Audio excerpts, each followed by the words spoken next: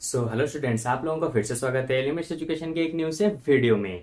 तो जैसा कि आप लोग जानते ही होंगे कि अभी हमारा चल रहा है क्लास 9 के ट्रायंगल्स वाला चैप्टर, जिसमें कि जस्ट इसके पिछले वाले क्लास में हम लोगों ने एक्सरसाइज 7.2 को पूरा ही हम लोग खत्म कर चुके हैं। ओके, तो अगर आप लोगों ने अभी तक उन सारे क्लासेस को अटेंड नहीं किया तो जल्द से जल्द उनको देख लीजिए, नहीं तो ये वाला एक्सरसाइज आपको समझने में थोड़ी सी दिक्कत आ सकती है। ओके, तो आज हम स्टार्ट करने वाले हैं एक्सरसाइज 7.3 के नंबर 1 को, और बाकी सारे जो नंबर होंगे हम ऐसे ही धीरे धीरे करके दूसरे हमारे नेक्स्ट क्लासेस में हम धीरे धीरे करके सारे ही नंबर्स को खत्म कर देंगे। ओके, हम एक ही क्लास में पूरा सभी एक्सरसाइज को नहीं कराएंगे, नहीं तो वीडियो बहुत ज्यादा लेंदी बनेगा और आपको समझने में भी बहुत ज्यादा दिक्कत आएगी। हम हर दिन थोड़ा थोड़ा सा इसके नंबर को करते हुए जाएंगे और इसी तरह से इसका पूरा का पूरा चैप्टर और एक्सरसाइज खत्म हो जाएगा। ओके, तो देखो नंबर 1 वाले क्वेश्चन में उसने क्या दिया है, triangle ABC and triangle DBC. Triangle A B C ये बड़ा सा ट्राइंगल, और ट्राइंगल डीबीसी यानी कि डीबीसी ये दोनों ट्राइंगल टू आइसोसेलेस ट्राइंगल्स हैं। ये दोनों ट्राइंगल्स आइसोसेलेस ट्राइंगल है, यानी कि ए बी सी ट्राइंगल में ये वाला साइड इसके इक्वल है और डीबीसी ट्राइंगल में ये वाला साइड इसके साथ इक्वल है। ठीक है, तो क्वेश्चन में उसने ये दिया है and the same on the same base BC, और इन दोनों ट्राइंगल्स का बेस BC होगा बिल्कुल same to same. And vertices A and D, ये जो वर्टिसेस हैं A और D are on the same side of BC, BC के दोनों के बिल्कुल सेम साइड में है। Okay, AT is extended to intersect BC at P। तो हमें क्या शो करना है, पहले हम शो करेंगे ट्राइंगल ABD, यानी कि ये वाला triangle A B D congruence होगा ट्राइंगल ए सी डी के साथ, कॉन्ग्रुएंस होगा ट्राइंगल ए सी डी के साथ, यानी कि इस वाले ट्राइंगल के साथ। ओके, तो देखो कैसे सॉल्व करेंगे। सबसे पहले हम सॉल्व करेंगे बीट आई को, उसके बाद बीट डबल आई, इसी तरह से चारों बीट को हम लोग खत्म करेंगे। तो सबसे पहले बीट आई में दिया है हमें प्रूव करना है triangle A B D congruence होगा ट्राइंगल ए सी डी के साथ। तो सबसे पहले मैं लिखूंगा in triangle A B D and triangle A C D, इन दोनों ट्राइंगल्स में हमें कुछ 3 चीजें चाहिए जिसकी मदद से हम इन दोनों को कॉन्ग्रुएंस दिखा सके। तो 3 चीजें हैं हमारे पास। पहले देखो ए बी इक्वल होगा एसी के साथ, मैं लिख देता हूं ए बी इक्वल होगा एसी के साथ जो कि गिवन दिया है। उसके बाद एडी इक्वल होगा एडी के साथ, क्योंकि इन दोनों ट्राइंगल में एडी बिल्कुल कॉमन है, तो एडी इक्वल होगा एडी के साथ जो कि है यहाँ पे कॉमन। ओके, फिर देखो BD इक्वल होगा DC के साथ, इन दोनों ट्रायंगल्स में BD इक्वल होगा DC के साथ, क्योंकि ये भी गिवन में दिया है कि ये वाला इसके साथ इक्वल होगा, यानी कि DC इक्वल होगा BD के साथ, ये ऑलरेडी गिवन में दिया है क्योंकि ये एक आइसोसेलेस ट्रायंगल है। तो देखो तीनों चीजें हमें यहाँ पे मिल गई, तो हम डायरेक्ट यहाँ पे लिख सकते हैं ट्रायंगल ABD कॉन्ग्रुएंस होगा ट्रायंगल ACD के साथ। रूल कौन सा होगा, side side side, side side side rule की वजह से ये दोनों ट्रायंगल्स एक दूसरे के साथ कॉन्ग्रुएंस हो चुकी है। ओके, अच्छा ये तो हो गया फर्स्ट बीट का आंसर। सेकेंड बीट में उसने क्या दिया है, देखो सेकेंड बीट कैसे करेंगे, हाँ यहां पे कर देते हैं, इजी होगा। तो सेकेंड बीट में उसने दिया है ट्रायंगल ABP, ट्रायंगल ABP। ठीक है, ये बड़ा सा ट्रायंगल, अगर तुम्हें इसे देखने में दिक्कत आ रही है तो मैं इसको बाहर निकाल देता हूं। जैसा कि मैं तुम्हें बहुत बार कह चुका हूं, जहां पे बहुत सारे जिस डायग्राम में ट्रायंगल बने हो उनमें से अगर किसी 2 ट्रायंगल को कॉन्ग्रुएंस दिखाना है और तुम्हें कंफ्यूजन आ रहा है तो क्या करो, उन्हीं 2 ट्रायंगल को बाहर अलग से बना लो अपने रॉप कॉपी में। इस तरह से देखो मैंने रॉप में बना दिया अलग से, ये होगा APB और ये होगा APC। ठीक है, देखो ये दोनों ट्रायंगल को अभी क्या करना है, कॉन्ग्रुएंस दिखाना है। यहां पे देखो थोड़ा सा दिक्कत आ रहा होगा तुम्हें देखने में, लेकिन अभी यहाँ पे पूरा क्लियर है। मुझे इन दोनों को यहाँ पे कॉन्ग्रुएंस दिखाना है। ठीक है, तो कैसे दिखाऊंगा, सबसे पहले लिखूंगा in triangle ABP and triangle ACB। इन दोनों ट्रायंगल में क्या कॉमन होगा, सबसे पहले बताओ। AP कॉमन होगा AP के साथ, लिख देता हूं AP कॉमन होगा यानी कि इक्वल होगा AP के साथ, ये होगा कॉमन। और एक क्या चीज चाहिए, और एक क्या चीज होगा, सिंपल AB इक्वल होगा AC के साथ। देखो AB इक्वल होगा AC के साथ जो कि हमें गिवन में दिया है, क्योंकि ये पूरा का पूरा ट्रायंगल एक आइसोसेलेस ट्रायंगल है। तो ए बी इक्वल होगा ए सी के साथ, जो कि गिवन में दिया है। और एक पॉइंट चाहिए, तो और एक पॉइंट हो जाएगा क्या, ये वाला एंगल इसके साथ इक्वल होगा। अब तुम्हारा डाउट आएगा सर कैसे, ये थोड़ा सा इंपॉर्टेंट है, समझो। जैसे कि हमने अभी इस ट्रायंगल को इसके साथ कॉन्ग्रुएंस दिखा दिया, तो इसका मतलब ये वाला एंगल भी इसके साथ इक्वल होगा ना, क्योंकि इन दोनों ट्रायंगल्स में देखो ए डी बी ट्रायंगल और ए डी सी ट्रायंगल, इन दोनों ट्रायंगल में ये दोनों एंगल क्या है, दोनों इक्वल होंगे। क्यों, ये दोनों ट्रायंगल्स कॉन्ग्रुएंस होंगे, तो ये दोनों एंगल यहाँ पे क्या हो जाएंगे, बिल्कुल इक्वल हो जाएंगे। तो मैं अभी लिख सकता हूं बी ए डी यानी कि B A P angle equal होगा किसके साथ, पी ए सी एंगल या फिर सी ए पी एंगल के साथ, सी ए पी एंगल के साथ। क्यों होगा, बाय सीपीसिटी, क्योंकि ऑलरेडी हम इन दोनों को यहां पे कॉन्ग्रुएंस दिखा चुके हैं, इसलिए सीपीसिटी की मदद से हम लिख सकते हैं इन दोनों ट्रायंगल्स में ये जो एंगल होंगे ये दोनों एक दूसरे के साथ इक्वल होंगे। तो देखो तीन चीजें हमें यहां पे मिल गई। सबसे पहले क्या हुआ, side angle side, side angle side. तो साइड एंगल साइड की मदद से ये दोनों ट्रायंगल्स एक दूसरे के साथ कॉन्ग्रुएंस हो चुकी है, रीजन हो गया साइड एंगल साइड। ठीक है, तो देखो ये दोनों के दोनों बीट्स यहाँ पे खत्म हो चुके हैं और बहुत ही ज्यादा सिंपल वाले थे ये दोनों बीट्स। ठीक है, अब मैं इनको इरेज करता हूं और चलते हैं हमारे नंबर 3 वाले बीट की तरफ। ओके, तो सबसे पहले इरेज करते हैं और नंबर 3 4 को भी इसी तरह से खत्म कर देते हैं। तो देखो नंबर 3 में उसने क्या दिया है, नंबर 3 में हमें ये प्रूव करना है कि एपी जो है AP bisects angle A as well as angle D, यानी कि एपी जो है वो एंगल ए को बाइसेक्ट करता है, यानी कि वो इन दोनों को इक्वली दिखाना है हमें। उसके साथ एपी इस डी वाले एंगल को भी इक्वली डिवाइड करता है, यानी कि इस वाले एंगल को भी हमें इक्वली दिखाना पड़ेगा।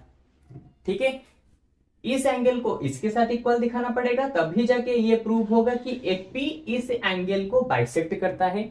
उसके साथ इस एंगल को इसके साथ दिखाना पड़ेगा ताकि ये प्रूव हो सके कि एपी डी एंगल को बाइसेक्ट करता है।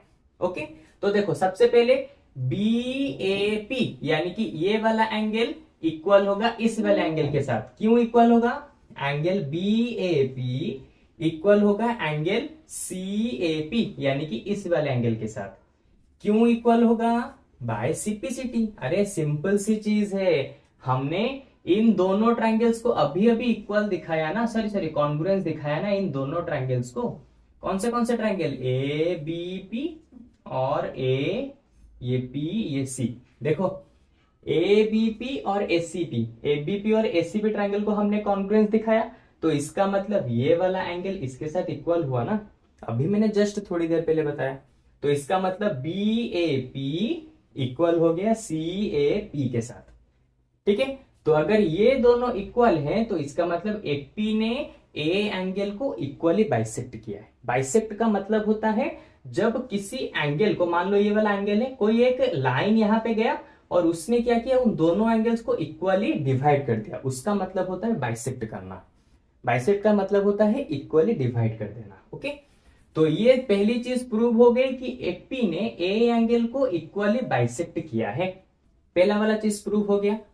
डी को बाइसेक्ट किया है, ये कैसे प्रूव होगा, एपी ने डी को बाइसेक्ट किया है, ये कैसे प्रूव होगा, अगर ये वाला एंगल इसके साथ इक्वल आ जाए तो कैसे इक्वल आएगा, हमें सबसे पहले इस छोटे दोनों ट्रायंगल्स को कॉन्ग्रुएंस दिखाने पड़ेंगे, तभी जाके हम बोल सकते हैं कि ये वाला एंगल इसके साथ इक्वल होगा। तो कैसे कॉन्ग्रुएंस दिखाएंगे, देखो in triangle BDP, in triangle BDP and triangle CDP, in triangle BDP and CDP, इन दोनों ट्रायंगल्स में देखो BD इक्वल हो गया DC के साथ, BD इक्वल हो गया DC के साथ क्योंकि ये गिवन में दिया है। DP एक दूसरे के साथ इक्वल होंगे क्योंकि ये DP दोनों ट्रायंगल्स में DP कॉमन है, तो DP equal to DP common हो गया। और एक चीज देखो, बीपी इक्वल होगा पीसी के साथ, बीपी इक्वल होगा पीसी के साथ। क्यों? क्योंकि अरे भाई हमने अभी इन दोनों को कॉन्ग्रुएंस दिखाया ना, तो बीपी पीसी के साथ इक्वल नहीं होगा। अभी हमने दिखाया था ट्रायंगल ए बीपी कॉन्ग्रुएंस होगा ट्रायंगल एसीपी के साथ। अगर ये दोनों ट्रायंगल कॉन्ग्रुएंस है तो बीपी इक्वल होगा पीसी के साथ, बीपी इक्वल होगा पीसी के साथ। तो मैं यहाँ पे रीजन क्या लिखूंगा, सीपीसीटी। तो देखो तीनों साइड्स हमें यहाँ पे मिल गई, ये साइड और ये वाला साइड। तो अब मैं डायरेक्ट क्या लिख सकता हूं, ट्रायंगल बीडीपी कॉन्ग्रुएंस होगा किसके साथ, ट्रायंगल सीडीपी के साथ। और रूल क्या हो जाएगा, साइड साइड साइड रूल। तो देखो अब जबकि ये दोनों ट्रायंगल्स एक दूसरे के साथ इक्वल हो चुकी है, कॉन्ग्रुएंस हो चुकी है, तो अब मैं डायरेक्ट लिख सकता हूं बीडीपी इक्वल होगा सीडीपी के साथ। तो अब मैं डायरेक्ट लिख सकता हूं बीडीपी एंगल इक्वल होगा सीडीपी एंगल के साथ। ठीक है, और क्या लिखूंगा साइड में लिखूंगा बाय सीपीसीटी। अगर आप लोगों को अभी तक इन सीपीसीटी का मतलब नहीं है तो जल्द से जाके इंट्रोडक्शन वाले पार्ट को देख लीजिए, वहां पे मैंने बहुत ही अच्छे से सीपीसीटी का मतलब समझा रखा है। ओके, या फिर चाहे तो आप लोग इसके पिछले वाले क्लासेस में भी जाके देख सकते हैं। ओके, तो देखो यहां पे मैंने दिखा दिया एंगल ए को दो इक्वल पार्ट्स में डिवाइड हुए और एंगल डी दोनों इक्वल पार्ट्स में मतलब कि डिवाइड हुए। तो जो उसने दिया था यहाँ पे प्रूफ हो चुका है। ओके, तो मैं लिखूंगा क्या, therefore AP bisects angle A as well as angle D। ठीक है, जो उसने कहा था हमने इसे यहाँ पे प्रूव करके दिखा दिया।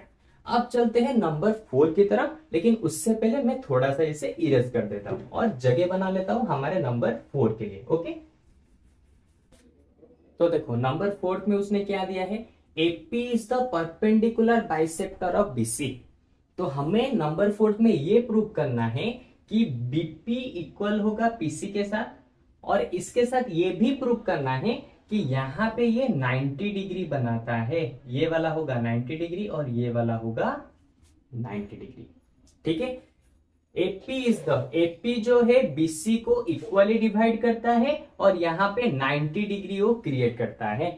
तो इस चीज को हमें यहाँ पे प्रूव करना है, क्योंकि अभी तक ये प्रूव नहीं हुआ तो मैं इसको इरेज कर देता हूं। ओके, तो देखो अभी क्या करना है, सबसे पहले AP किस तरह से BC को इक्वली डिवाइड करता है उसको देख लेते हैं। सिंपल सी चीज है, BP इक्वल होगा PC के साथ। मैं डायरेक्ट लिख सकता हूं BP इक्वल होगा PC के साथ। क्यों? अरे भाई अभी मैंने प्रूव करके बताया ना कि ये वाला ट्रायंगल इसके साथ कॉन्ग्रुएंस है, तो इसका मतलब BP इक्वल हो जाएगा PC के साथ बाय CPCT। ठीक है, हो गया। पहला वाला जो चीज था बाइसेक्टर ये प्रूव हो चुका है। अभी हमें प्रूव करना है कि ये परपेंडिकुलर होगा, यानी कि यहाँ पे 90 डिग्री हमें मिलेंगे, ये हमें यहाँ पे प्रूव करना है। ओके, तो यहाँ पे 90 डिग्री मिलेंगे या फिर नहीं, कैसे प्रूव होगा देखो।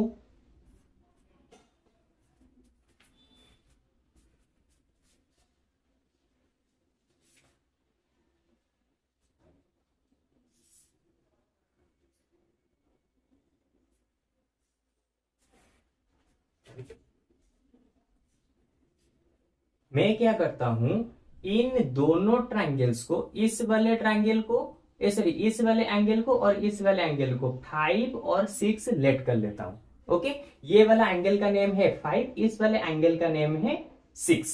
ओके, अच्छा तो अब देखो एंगल 5 इक्वल होगा एंगल 6 के साथ। क्यों इक्वल होगा? अरे भाई ये दोनों के दोनों ट्रायंगल अभी मैंने कॉन्ग्रुएंस प्रूव किए। अगर ये दोनों ट्रायंगल कॉन्ग्रुएंस हैं तो ये वाला एंगल इसके साथ इक्वल होगा, तो इसका मतलब एंगल 5 इक्वल हो गया एंगल 6 के साथ। रूल क्या हो जाएगा, बाय CPCT। ओके, तो लो यहाँ पे मैंने लिख दिया एंगल 5 इक्वल होगा एंगल 6। तो अभी मैं क्या करूंगा देखो, अब मैं लिखता हूं angle 5 plus angle 6 equal to 180 degree. क्यों? क्योंकि ये दोनों के दोनों लीनियर पेयर बनाते हैं। यहाँ पे देखो ये दोनों एंगल्स एक ही स्ट्रेट लाइन के ऊपर है, तो इसका मतलब ये दोनों एंगल एक दूसरे के साथ लीनियर पेयर बनाएंगे। तो जब मैं इन दोनों को यहाँ पे एडिशन करूंगा तो मुझे 180 डिग्री मिलेगा, क्योंकि हमें पता है लीनियर पेयर का मतलब होता है जिन दोनों ट्रायंगल्स को हम एडिशन करें वहां पे हमें 180 डिग्री मिल जाए। तो देखो यहाँ पे मैंने दोनों का एडिशन किया तो मुझे 180 डिग्री मिलना ही चाहिए और मुझे मिलेगा भी। ओके, अच्छा अब देखो एंगल 5 तो इक्वल है एंगल 6 के साथ, तो मैं क्या कर सकता हूं एंगल 5 को चेंज करके एंगल 6 भी तो लिख सकता हूं ना, क्योंकि दोनों का मतलब तो सेम ही है। तो देखो 180 डिग्री एंगल 6 यानी कि एंगल 6 दोनों को मिलाओ तो आ जाएगा 2 angle 6 equal to 180 degree. Angle 6 यहाँ पे रहा, 2 आके यहाँ पे डिवाइड हो जाएगा, 180 डिग्री डिवाइडेड बाई 2 हो जाएगा 90 डिग्री। तो देखो एंगल 6 आ गया 90 डिग्री और एंगल 6 इक्वल है एंगल 5 के साथ, तो एंगल 5 भी यहाँ पे आ गया कितना, 90 डिग्री। तो देखो दोनों के दोनों यहाँ पे एंगल 5 भी 90 डिग्री आ गया और एंगल 6 भी 90 डिग्री आ गया। तो इसका मतलब मैं डायरेक्ट लिख सकता हूं कि AP मतलब कि AP जो होगा BC को इक्वली डिवाइड करता है, जो कि मैं पहले ही प्रूव कर चुका हूं, और इसके साथ AP BC पर 90 डिग्री भी क्रिएट करता है। तो मैं डायरेक्टली क्या लिखूंगा, AP इज द